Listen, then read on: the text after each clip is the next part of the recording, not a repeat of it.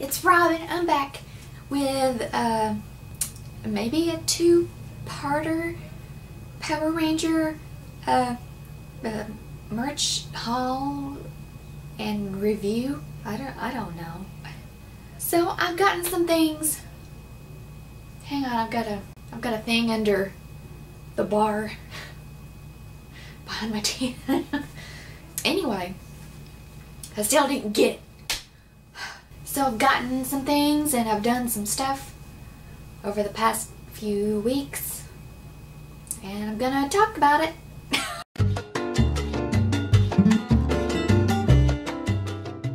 Woo! First up, hang on.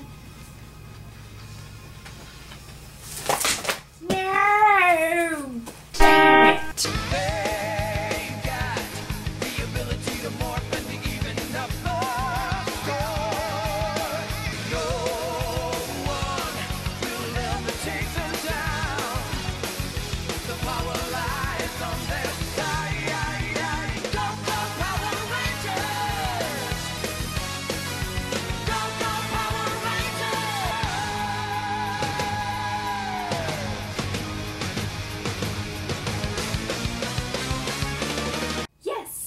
I've gotten all these comics over the past month because I let myself get behind because of nursing school.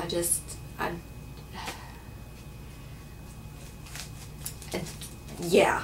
I'm just gonna hit the highlights of what I liked. It's not really a review, it's just random things that I like about these comics. Alrighty, I will be going over the last 3 issues of the Boom Studios MMPR comics. Here we go. Oh shit. Here's number 11. You got Tommy and Billy down here. They're all, you know, staring at the Megazord that has fallen. It's bad, y'all. It's bad. What I want to know is how did the Rangers get so lucky that the Megazord just happened to fall just short of the bridge. The bridge in San Francisco. I cannot remember the name of the bridge.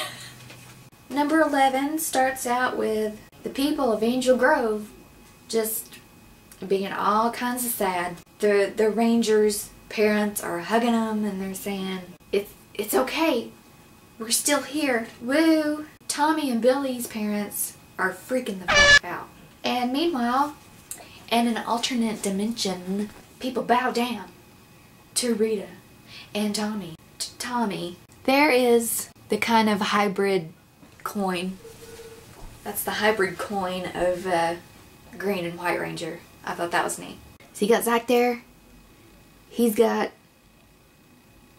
looks like a soldier. And he's got the mastodon shoulder plate things, and he's got a gun, and he's got those boots.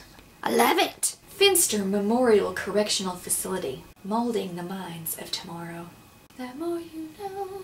Okay, and they end up there, and then Zach and his squad of people show up, shooting at him.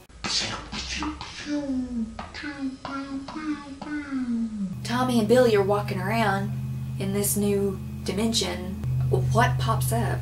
But Tor, the Griffin Thunderzord, and you got the command center back there, and then you got the Red Dragon Thunderzord. You got that there, and oh yeah, and you got the Unicorn Thunderzord there, kind of behind. Oh, and there's the and there's the Lion Thunderzord there. And then Tommy and Billy go down to what kind of reminds me of the Zeo Command Center, or the Zeo / Turbo Command Center. And Saba is just kind of hanging out there until somebody shows up. And then blah blah blah. Bulk and Skull, the ongoing adventures. So they're driving their catastrophe coupe thing, and actually the car is actually like their Zord So they're inside of this giant green thing. That thing. And who shows up but the Power Rangers? And they say, Number 12. Ooh. Of course, it's about Tommy again. You get the Tiger Zord. You see the Falcon Zord. Blah, blah, blah. Blah, blah, blah. Oh. And we see this motherfucker. Number 12 kind of resonated with today. The times of today. Politically, you got people putting yard signs up that say hashtag let Rita rule. Rita Repulsa rights wrongs. That's all I'm gonna say about that. Then we see Ninjor, and then look at this. Look who makes an appearance. You got the Alien Rangers. Got the Alien Rangers, and then you got the Phantom Ranger from Power Rangers Turbo. Oh, and then you got Lokar up there, the giant floating head that still scares the crap out of me. And Lord Drakon, he didn't come there to fuck around. He's standing there, and look what he's holding. In my mind, I would like to think that he just ripped Jason's head off. Just check this out, motherfucker. And then the last page, we get to see this page. Wham! Aisha, in all her glory. And then, Ongoing Adventures of Bulk and Skull. Yeah, they kind of learned their lesson, and then that's the end of that one. So no more Bulk and Skull adventures. Ta-ta. Boom, wham! Number 13. Got everybody in green. Don't get me started. Don't even get me started.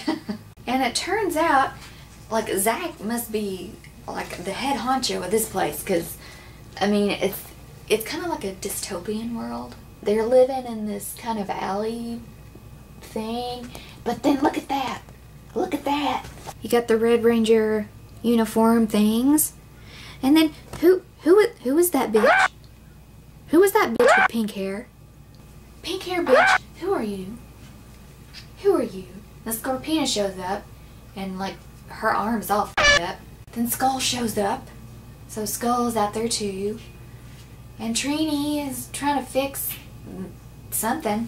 And then Jason is talking with Kimberly, and Kimberly's, you know, worried about Billy and Tommy. Tommy!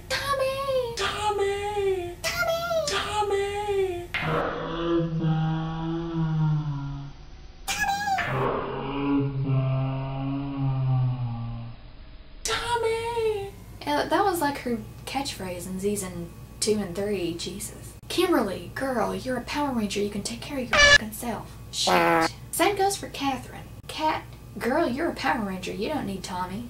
Anyway, Jason and Kim are talking, and Jason goes, so you like him, huh? And she's like, I guess. I don't know. And then Billy in the future dimension finds out that he has been killed. And that's why Trini, the other Trini, is just not having it. She's like, whoa, ghost. I will remember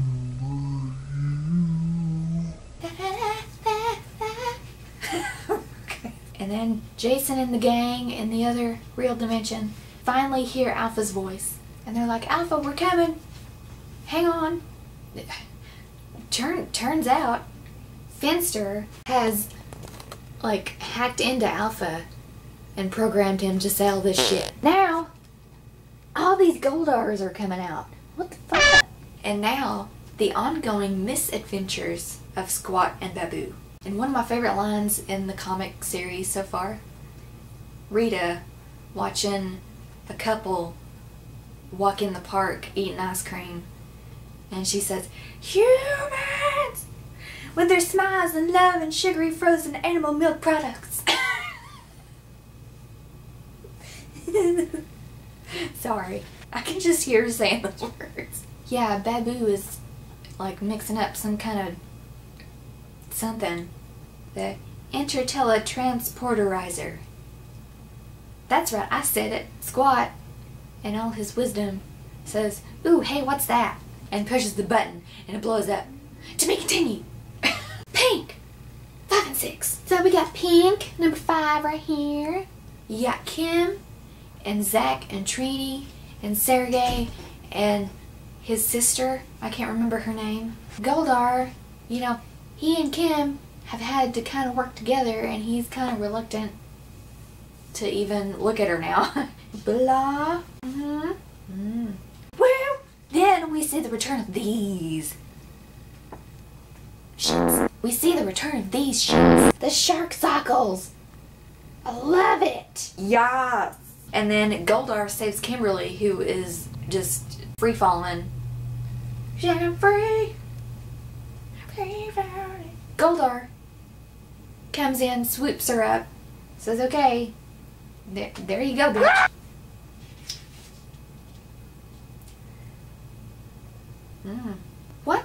What's her name? What's the sister's name?